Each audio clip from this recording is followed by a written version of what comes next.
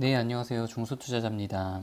이번 영상은 내가 만약에 큰 손실을 좀 보고 있다면 좀 어떻게 대처를 해야 될지 어떤 그 프로토콜, 알고리즘에 대해서 좀 얘기를 해보려고 해요. 그래서 한 댓글에 좀 RFHRC 종목이 좀 큰 손실을 보고 있다라는 그런 댓글을 남겨주신 분이 계시는데 이분에 대한 고민 상담을 하면서 좀 나도 이런 그 큰 손실을 처한 그런 상황이 있을 때 좀 어떻게 대처를 해야 될지에 대해서 고민을 해보는 그런 영상을 찍어보려고 합니다. 일단 댓글의 내용은 이거예요. RFHRC를 4만원에 2330주 정도를 보유를 하고 있습니다. 그래서 오늘까지 마이너스 한 1300만원 정도 손실을 보고 있는 상태고 수량이 많아가지고 평단가를 내리기도 이제 더 이상 못하겠고 손절을 하자니 손실액도 너무 크고 이제 힘든 어떤 심적으로 좀 힘드신 상태이신 것 같아요. 그래서 계속 버텨야 되는지 손절을 해야 되는지 이제 조언을 물어보셨는데 사실은 정답은 없죠. 정답은 없는 것이 이제 주식 시장인데 뭐 미래는 RFHRC가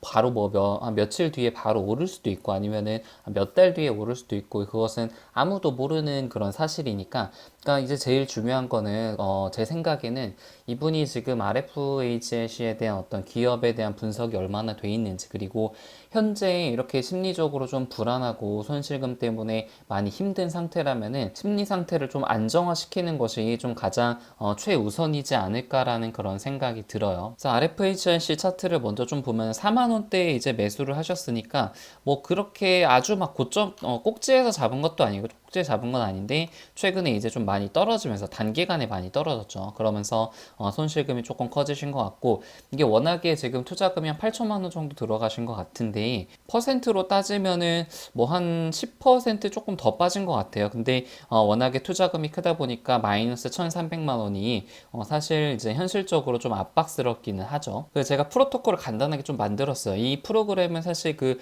루시드 차트라는 그런 프로그램이고 제가 그 이제 며칠 전에 멤버십 게시판에 그 이제 구글 스프레드시트로 제 포트폴리오 관리한다는 그런 영상을 좀 올렸잖아요. 근데 여기 이제 부가 기능에 보시면은 루시드 차트라는 그런 프로그램이 같이 연동이 될 수가 있어요. 그래서 이 루시드 차트가 상당히 저도 이제 최근에 좀 처음 써봤는데 좀 재밌는 그런 프로그램 예를 들어서 여기서 제가 이제 클릭을 하게 되면은 이렇게 계속해서 어떤 그 알고리즘과 뭐 프로토콜을 쭉쭉 이어서 만들 수가 있습니다. 그래서 이게 지금 무료 버전은 이게 파일이 3개밖에 못 만들더라고요. 근데 유료 버전은 또 한 달에 7,000원이어가지고 상당히 좀 이게 유료 버전을 쓰자니 조금 애매하고 이게 그리고 프로그램 자체는 좀 좋아가지고 근데 좀 고민을 하고 있습니다. 그래서 일단 천천히 차근차근 보자면은 이제 급하게 쓸 돈인지가 사실은 제일 중요한 것 같아요. 예를 들어서 뭐 전세자금 대출을 바로 이제 상환을 해야 된다든지 뭐 그런 상황일 수도 있잖아요. 만약에 급하게 쓸 돈이라면은 당연히 현금화를 좀 고려를 해야겠죠. 이제 첫 번째 이제 선택 사항은 급하게 쓸 돈인지에 대해서 좀 고민을 해보고 이게 만약에 아니라면은 저는 그 다음에 이제 생각을 해야 될 게 심리적인 게 가장 중요하다고 생각을 해요. 지금의 보고 있는 손실이 너무 고통스러운지 아닌지에 대해서 이제 본인 스스로 좀 판단을 해 보셔야 될 것 같은데 사실 주식은 심리라고 하잖아요. 심리 상태가 불안정하고 이제 내동매매를 하게 되면은 수익 볼 것도 손실이 나게 되고 손실 날 것은 더 큰 손실이 나는 것이 어떤 심리적인 상태 때문에 그럴 수 있거든요. 그래서 만약에 지금 그 손실 때문에 고통이 만약 고통스럽지 않다, 그냥 괜찮다, 그냥 종목이 확실히 오를 것이라는 그런 믿음이 있다면은 홀딩을 할 수 있겠고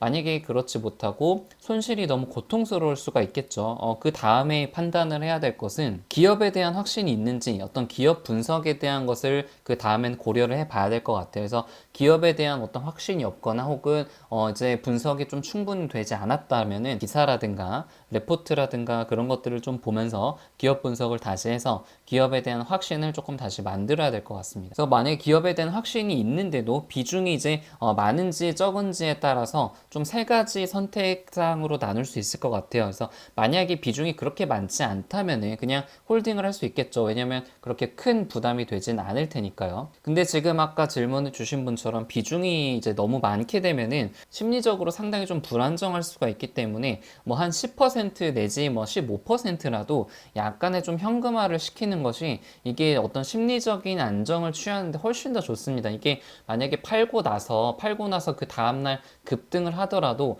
그것은 이제 사후적인 그런 해석이기 때문에 그렇게 후회할 필요는 없다고 생각을 하고, 어떤 심리적인 안정, 그러니까 쉽게 얘기해가지고 밤에 잘 때 편안하게 잠을 잘 수 있는지 없는지를 판단을 해 보시면 될 것 같아요. 만약에 편안하게 잠을 잔다고 생각을 하시면은 크게 이제 걱정하실 필요가 없겠죠. 근데 막 잠 잘 때도 이제 막 불편하고 굉장히 걱정이 되고 그런 상황이라면은 한 10%라도 뭐 10%에서 뭐 20%라도 약간은 좀 현금화를 시키는 것이 저는 조금 좋다고 생각을 하고 있고, 만약에 그렇지 않고 지금 다른 종목이 이제 좋아 보이는 경우도 있어요. 지금 현재 종목이 손실이 크게 나고 있는데 좀 다른 종목은 차트도 좀 좋아 보이고 좀 전망도 좋아 보여요. 그러면은 이것도 마찬가지로 한 뭐 적당한 그런 비중을 부분 매도를 하고 뭐 20에서 30% 정도를 좀 매도를 하고 분산 투자를 하는 것이, 이것도 결국에는 어떤 심리적인 안정감을 가지게 하는데 좀 도움이 되거든요. 그래서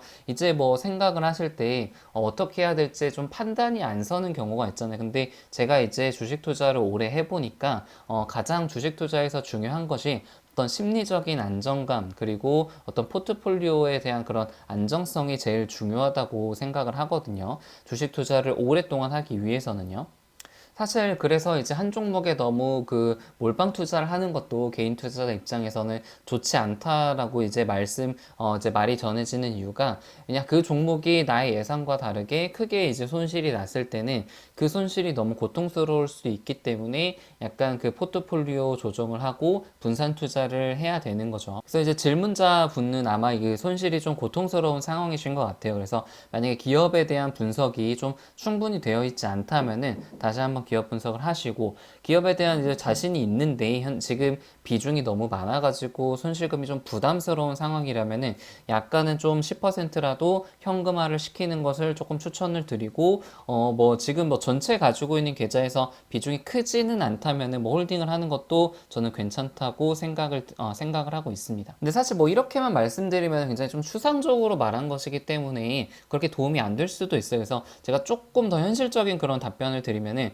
RFHIC는 제가 이제 예전에도 매매를 많이 했었고 공부를 많이 했던 그런 종목이기 때문에 조금 현실적인 그런 답변을 더 드리자면은, 일단 그 기업 분석 앞으로 전망에 대해서 좀 아실 필요가 있어요. 그러니까 레포트를 보시면은 2020년 4분기부터 실적 턴어라운드 전망이라는 얘기가 있죠. 그래서 이 4분기부터 인도랑 그리고 미국 쪽으로부터 이제 질화갈륨 트랜지스터 공급이 본격적으로 발생할 것으로 전망을 하고 있고, 2021년에 실적이 큰 폭으로 성장할 것으로 생각이 되고 있죠. 그래서 이제 3분기랑 4분기 실적 전망치를 보면은 2분기까지는 실적이 적자인 걸 아실 거예요. 20억 정도 적자였고 3분기까지 지금 적자가 예정이 되어 있습니다. 물론 뭐 컨센서스이기는 하지만 이제 아무래도 그만큼 3분기까지는 실적이 그렇게 이제 잘 나오지 않을 가능성이 좀 높다라는 것이 이제 시장의 컨센서스예요. 그리고 나서 4분기부터는 실적이 이제 빵 하고 뜁니다. 한 120억 정도 영업이익이 달성할 것으로 예상이 되고 있으니까. 그리고 2021년도는 한 350억 정도 예상 영업이익이 예상이 되고 있으니까 2020년이랑 비교하면 한 3배 정도 영업이익이 뛰게 되는 거죠. 그래서 상식적으로 생각을 해봤을 때 3분기가 적자인데 지금 전고점, 그러니까 뭐 4만 4천 원, 5만 원대를 뚫기는 사실은 모멘텀 자체나 뭐 기업의 실적으로 봤을 때 전고점을 뚫기는 힘들어요. 3분기까지는. 그래서 지금이 이제 8월 달이니까 11월 달까지는 아무래도 지금 박스권을 계속 유지를 하면서 많이 떨어지면은 물론 저가 매수세가 들어오겠지만 이제 어느 정도 오르게 된다면은 다시 이제 차익 실현 물량이 나오면서 계속해서 박스권을 그릴 가능성이 좀 높다고 보고 있습니다. 100%는 아니고 저의 이제 전망이에요. 그래서 이게 만약에 앞으로 조금 더 여유 있게 그 기간을 조금 두고 홀딩을 하실 만한 그런 상황이시라면은 조금 더 그냥 가지고 계시는 것도 저는 괜찮다고 보고 있고, 그것보다는 조금 수익 실현을 빨리 좀 보고 싶다, 혹은 지금 박스권이 굉장히 너무 지루하다고 생각을 하신다면은 아까 말씀드린 것처럼 좀 부분 현금화를 하셔가지고 어떤 심리적인 안정을 좀 취하는 것이 오히려 더 좋다라고 그렇게 생각이 좀 드네요. 그래서 지수 전망에 대해서도 간단하게 말씀을 드리면, 일단 그 아래 꼬리를 달고 올라오긴 했어요. 근데 이게 아직은 사실 그 앞으로 다가올 악재들이 이제 숨어 있는 악재들, 그러니까 지수에 반영되지 반영되지 않은 악재들이 많이 있거든요. 뭐 신용 물량이라든가 이제 대주주 요건 같은 것들이 굉장히 지금 완화가 됐잖아요. 그리고 미국에서의 뭐 2차 팬데믹이라든가 어떤 셧다운 이런 것들이 생기게 되면은 한 번 정도 급락을 줄 가능성이 있어요. 그래서 지금 이제 조금은 시장이 살짝 단기적으로는 안정을 찾았지만 폭락을 할 가능성도 있을 것 같아요. 그래서 저 같은 경우는 만약에 지수가 크게 폭락을 하게 된다면은 뭐 한 600 중후반대에서 다시 한번 지지를 좀 잡겠죠. 그러면은 전 이때부터는 조금 지금 위에서 약간 현금화 시킨 거랑 그리고 큰 틀에서 보자면은 전체적인 상승 추세는 아직은 꺾이지 않았다고 생각을 하고 있기 때문에 적당한 선에서는 조금 신용도 쓸 계획을 가지고 있습니다. 그래서 오늘은 이제 손실을 봤을 때 그리고 지수 대폭락에 대해서 간단하게 말씀을 드렸습니다. 이상입니다.